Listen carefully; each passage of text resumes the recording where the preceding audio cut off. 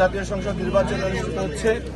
বাংলাদেশের মানুষ দীর্ঘ 17 বছর ভোট দেওয়ার জন্য উন্মুখ ছিল।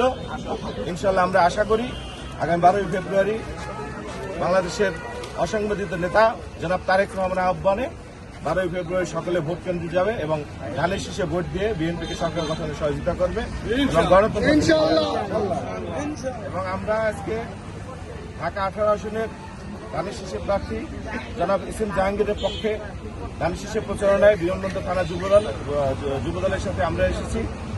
ব্যাপক সাড়া পাচ্ছি, জনগণের মাঝে প্রচুর পরিমাণে আগ্রহ। তারা ভোট কেন্দ্রে যাবে এবং ভোট দিবে এবং তারা আমাদেরকে বলেছে যে ঢাকা 18 আসনে এস.এম. জাহাঙ্গীরের বিকল্প কেউ নেই এবং তারা বিপুল পরিমাণ ভোটে বিজয় অর্জন করবে। এবারে ভোট হলো একটা উৎসব। মানুষ 17 বছর ভোট দিতে পারে না, ভোট না দেওয়ার যে যন্ত্রণা, সেই যন্ত্রটাকে বিদায় করেছে। এবার তারা একটা আনন্দ উৎসবের মাধ্যমে ভোট দিয়ে একটা ভোট উৎসব পালন করবে। এই সংসদ নির্বাচন হবে বাংলাদেশ ইতিহাসের সর্বোচ্চ ভোটাধিকার প্রয়োগ হবে এবং মানুষ সর্বোচ্চ উৎসাহ উদ্দীপনা নিয়ে ভোট কেন্দ্রে যাবে, ভোট প্রদান করবে। দেশের মানুষ কোন ধরনের ষড়যন্ত্র বা কোন ধরনের প্রলোভনা, এবং আপনারা জানেন ইতিমধ্যেই একটা গোষ্ঠী কেউ জান্নাতের টিকিট বিক্রি করে, কেউ আপনাকে জান্নাতবাসী করে দেয়। মানুষ জানে যে এগুলো আসলে প্রতারণার একটা অংশ। জান্নাতের মালিক তো আল্লাহ তাআলা জানে কাকে জান্নাত।